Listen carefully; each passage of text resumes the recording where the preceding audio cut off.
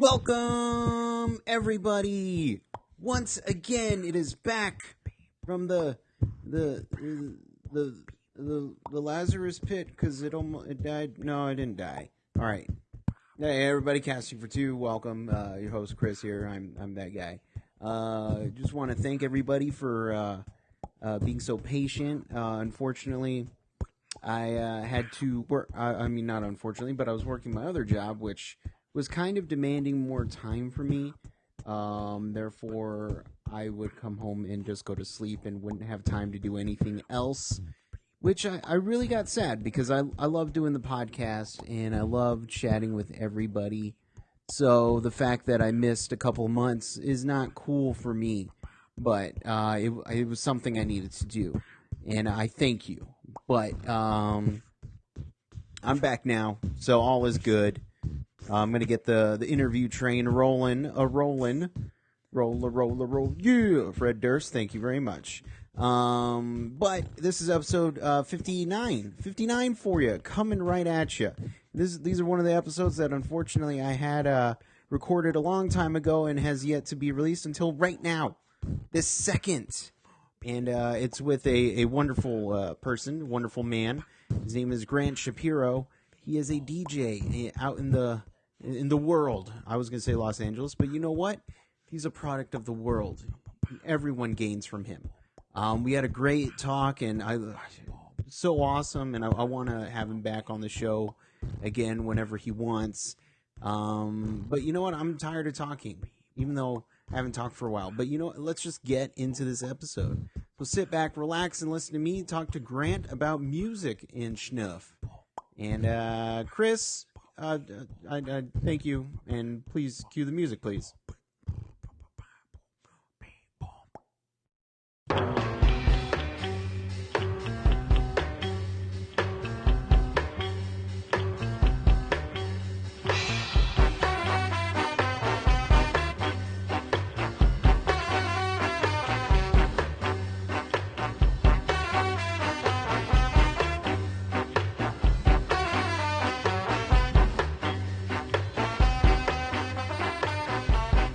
Hey, what's going on, man? Hey, sorry for the late dial-in. Just giving you a shout. Pardon me for the late call. No worries. What's been going on with you? Life is good, you know. Not much to complain about. Feeling quite happy and content with music and everything I'm doing for the most part. Right on. I feel that's probably the most important thing about life. Feeling content. It's really about perspective for me, you know.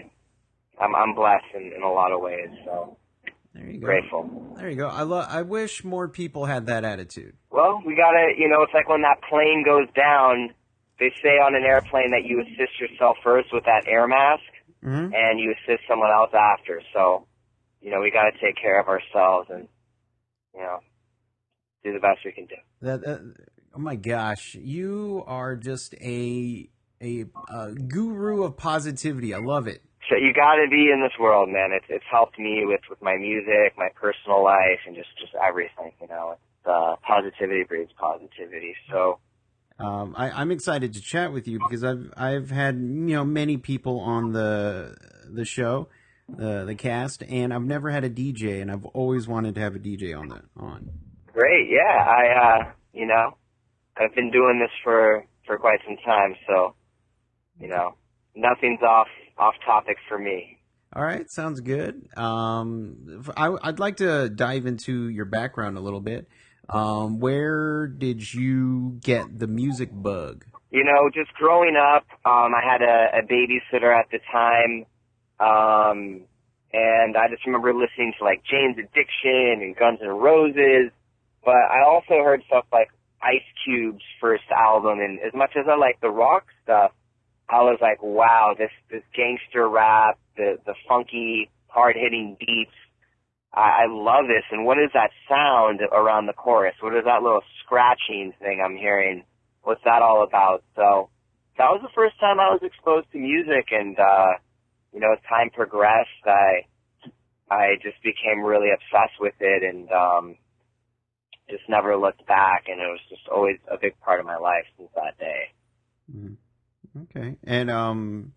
And so since I always, whenever I listen to music, I don't say very rarely, but I do listen more to the background, whether it's the guitars, the drums, synth, anything, and then I'll listen to the lyrics. But I do like listening to the background a bit more, and just kind of picking up certain beats or certain riffs that you didn't kind of know. And I'm assuming that was the same for you. Absolutely. I mean, you said it best. Like, I love the groove of a song, and whether it's dance music or hip hop music, it's that drum beat that catches your ear, or that cool sample synth line, that really makes a track. And as a DJ, it's really about the pulse and the beat. So, there's rappers or singers that were saying things, but without that production behind it, it can make or break a track more than a lyric can, in my opinion. Mm-hmm. Mm-hmm. No, it's totally true. I remember when I was watching Uncle Buck, there's the scene where he's walking into the school and they're playing Wild Thing, but it's only the drum part going on. And I just always wanted to recreate that for a project I was working on. So I said, okay, so for this one, I'm just going to do drums, nothing but drums, just kind of like that. And I got some compliments, but that's a fantastic record, man. I love that original track. Yeah, no, it's really good. Mainly I did drums too because I can't really play anything else. So drums are my speed. Nice. I'm with you on that 100%. I can't really play much notes and chords. I have a little theory, but I'm all based in rhythm. So you get your equipment. How hard was it learning? Did you learn on the older style where you actually had the physical records, the LPs? Yeah, I mean, I've been DJing professionally for over a decade, but I got my turntables when I was like 14, and at that time, it wasn't what it's evolved into today, where you have all these controllers and technology, which I actually am really grateful for. But yeah, back then, you really had to hone in on the craft. You had to learn in the bedroom. They didn't have schools you could go to. I mean, you couldn't even go on YouTube and find a tutorial. You really just had to learn on your own. So, after school, just putting in those countless hours every day to learn how to beat match. And also, if you wanted to play a party for 2 or 4 hours, you'd have to have a big record collection. And, if you wanted to buy a record, it would cost you, it was expensive. It wasn't like going on iTunes or downloading something for free. A 12-inch single would cost like, $5 to $10 a pop for one song. So, I had the option of getting some golf clubs as a bar mitzvah gift, and I was like, watch this VHS of these guys doing battle routine competitions and really using the turntable as like an instrument, more or less. And I got into the technical side of what they call the turntablism, guys like DJ Qbert and Mixmaster Mike, and these guys were just, the skill set and what they were doing was just unreal. It still is mind-blowing to this day. Mm-hmm. So I got into all that. But then once I started booking house parties and stuff, I was like, I like to scratch and do technical stuff, but I really like seeing people dance and have a good time. Like, how can I merge both worlds? How can I play an instrumental and put a different vocal on top of it? These are some things I learned. And as technology advanced, I was able to do the same thing, but on my computer. And I was able to have more songs. I was able to loop, and I was able to kind of have the third hand I never had, which is 2 turntables and a record and a mixer. I could instantaneously do things very fast, which was the way I would mix, but I wouldn't have to take the record off. Mm-hmm. With a computer, you just leave it on there, you load a new song, and it'll play wherever the needle is.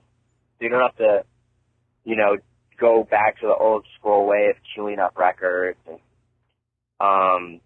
I learned, like I said, from vinyl. and I'm grateful that I've had that experience. Mm-hmm. Yeah, no, I got into vinyl a couple of years ago just because it's a bit more, there's more steps to it, but I feel like you ultimately get more out of it. It makes you really care and listen to the music a bit more. I suppose, I mean, for me, I'm playing at nightclubs, I'm playing, sometimes at festivals, I'm playing at wherever I'm playing. Sonically, you have some challenges with records and certain systems. You have to calibrate it, but when I'm cleaning my dishes at home, I love throwing on a record, man, and like really getting the good sounds from a record. And I was actually at Amoeba Records. I was buying some records and out of print CDs, and I discovered great things. There's so many things available on record that you can't get on iTunes, and the physical concept of holding the cover and putting the record on is like, I still buy records to this day. So, even though I don't really DJ with vinyl records, like I said, I use Serato. Serato allows me to still have the same feel. I still have a physical record. It just has encoding. It's like a digital record. Oh, okay. So, it's giving me the best of both worlds, and if I travel or I go somewhere, I still have all this music, but it's just running off of my computer. And to this day, I still digitize records. Because I have all these cool B-sides and stuff. And it's interesting you brought this up, because I was just thinking about how awesome it was to just, like, buy some records again. And I have thousands of records up at my parents' place, and, like, when I go there and go through the records, it's just, like, it keeps me alive, keeps my inspiration alive. And, now with technology, people use CDs. They use the CDJs, and I'll use them occasionally, but now it's gotten to the point where people are using controllers, where everything's straight up on a screen. You don't have to touch anything. You don't have to move anything. It automatically beat matches everything for you. And I just look at that evolution as being kind of sad, because it's taken away, like, any sort of skill set. And all the big guys, for the most part, are using CDJs or turntables. And I would like to see it continue in that direction, because if people are just using controllers, you know what? I don't want to downplay them or anybody that engages technology. I add things to a degree. But for me, and what's most comfortable for me is like turntables or CDJs, and the way I like to DJ, and the way it's been since like the early ages of the disco up into the 90s and still into the millennium. Turntables and the CD players are still pretty relevant. So I hope to see people continue to use the turntable, or at least CDJs, and keep that traditional style of DJing going. There you go. And I gotta ask you, for somebody out there looking to get into vinyl, what is your ideal setup when you want to just like not DJing, but just doing the dishes, and what's your setup like? Well, I have my two Technique 1200s, and I have a rain mixer, and I have some good Bose speakers, and that's just great. I have a mini studio, and when I go in the mini studio, I have my studio monitors, and I have like more live performance speakers. I have a sub, and man, if you throw on like an old 12-inch, or like I have this Talking Heads Naive Melody mix, and like whenever I play that on the vinyl, like the kick, the snare, the whole beat, it comes out so much brighter. And I gotta say, I think records definitely sound better than MP3s. So, I like to run my records off of DJ Mixer. Does the job for me, and yeah, I love the fidelity of vinyl, and it's always good to the ear. There you go. So kids and people old at heart, go buy vinyl. Go buy it. Go get you some. Yeah, and CDs. I did a party with DJ Quick. He DJed my birthday party, and I love Spotify. I've discovered a lot of great music on Spotify. But it was just really refreshing to stop by Second Spin or Amoeba Music and pick up a hard copy CD and just open it up out of the package and put it in my car and listen to an album that way. Mm-hmm. There you go. And yes, go buy records, and there's so much you can discover on record, and just going through a record store, it's just it's a total different feeling than being on a computer going through your iTunes, and you can discover so much music. Yeah, I agree. So there you go, records and CDs. Oh man, I had a question, I forgot it. So now you start DJing, you're kind of getting into the mix, you're getting a feel for it. Is there one particular gig where, depending on you or the surroundings around you, it was kind of weird, like just a weird gig? Yeah, I mean, you always have to adapt, more or less. Every night can be a little different. If you have your regular gig that you do, and you have the club gig like I do at Saturday nights at Warwick in Hollywood, and you might get more of a European crowd that turns out that night, and they want house music. And then you have a corner table, and they're more into hip-hop. And then you have the club owners, and they have a perception of what they want to hear. And then you have you, the DJ, that takes the intuition of, like, how can I please all these different chefs in the kitchen and make everyone happy? But to give you a particular story for a weird situation in a club, I definitely can think of one. I mean, those are just situations. Nothing actually comes to mind offhand, but adapting to different crowds. Sometimes, a monitor will be blown out. There might not be a monitor in your DJ booth. You have to rely on your headphones. You're DJing, people might want to make requests, and I'm always open to that. Most venues that I play at don't allow kind of people to even be in the DJ booth, which is kind of nice. But, yeah, you can have people that are, trying to get your attention and get requests to you. So these are all variables that, to a degree, do make it weird, right? Because, it's a party. You're the DJ. You're the one with this trusted experience. You would think you wouldn't have all these variables to deal with, but you have to play for the room, and those are just some challenges, kind of quote unquote, that come with the job. Right. Yeah, you, in a sense, are the conductor for the party. You can kind of control how it's going to go if, the whole party derails, or if people are just jamming, bouncing, and doing their party things. Absolutely. Awesome. Is there a particular song right now that is kind of the one song that everybody, I don't know, in Cheers likes to hear, something like kind of like a go-to for you? Yeah, I mean, there's this guy DJ Mustard, and like all the kind of urban hip hop records he's doing. Usually get a great response from the crowd. I also play venues for more fashion forward kind of tastemaker crowds, more hip crowds, and when I'm doing a venue like that, I love to play like, classic dance records like Michael Jackson or Madonna and stuff like that. That's really timeless music that people generally respond to. Some current favorites recently, I really like the new Chromeo record, Old 45s. In my early night sets, I've been playing that. There's a few others. What else have I been playing lately? Clean Bandit's been making some very tasteful pop music that transcends well for small rooms and big rooms. So those are a few artists that I've been playing lately. Nicky Blitz, I've been playing his music a lot. Okay, right on.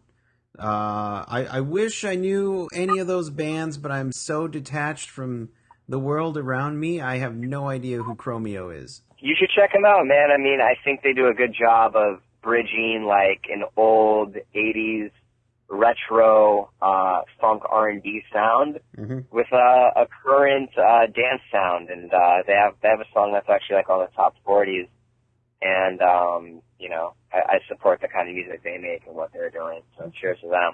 Yeah, awesome. Yeah, no, for sure, I'll check them out. I just want to look. You don't have to take part in this challenge, but I want to issue you a challenge. We all know Will Smith is good at everything, and I'm assuming nothing gets the people more hype than getting jiggy with it. Am I correct? I love that record, man, especially for like, I'm pretty sure that's like a late 90s or early millennium record. I could be wrong. Mm-hmm. But I love that, and I love it samples like an old disco song. Mm-hmm. And,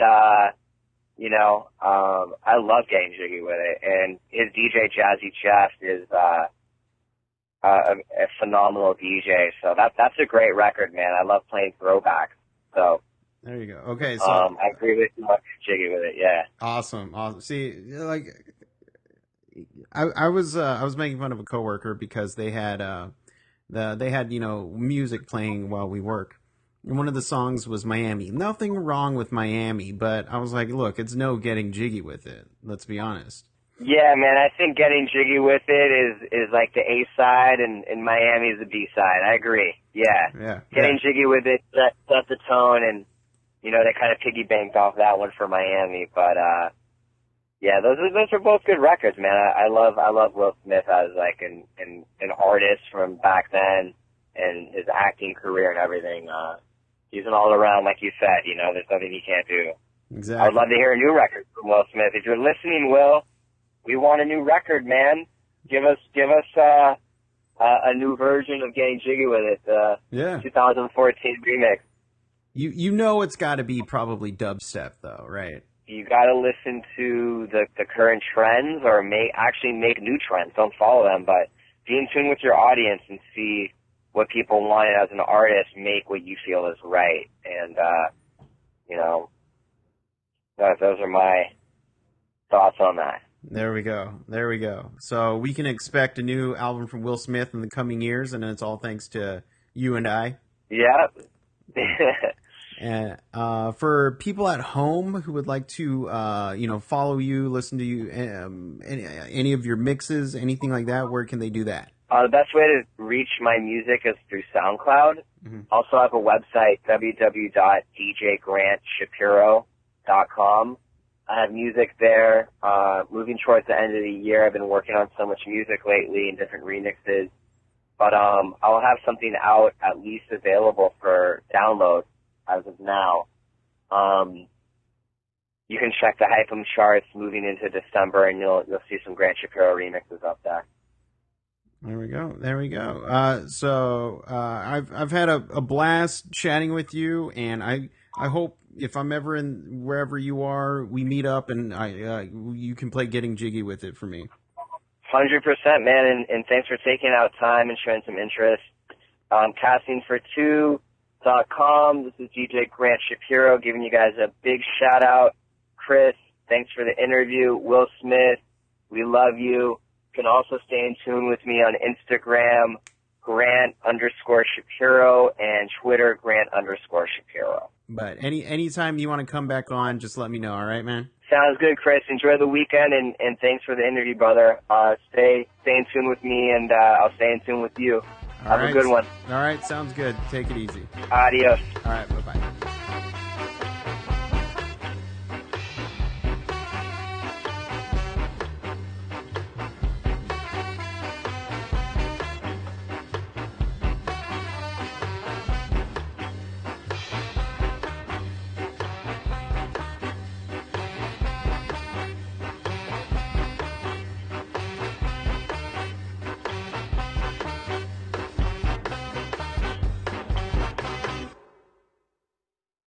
Hey guys, just a quick reminder, you can always catch up with these episodes on castingfor2.com. You can also follow me at Twitter @castingfor2 or send me an email at castingfor2@gmail.com.